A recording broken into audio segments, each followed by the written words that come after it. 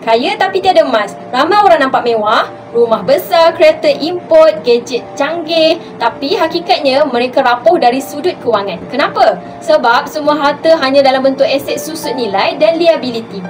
Mereka kaya pada gaya, tapi miskin pada simpanan yang sebenar. Bila datang musibah, seperti hilang kerja, sakit berpanjangan, ekonomi jatuh, mereka cepat goyah sebab tiada aset lindung nilai yang kukuh.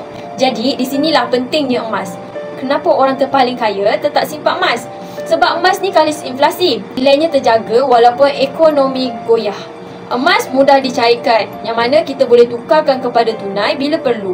Emas aset sebenar.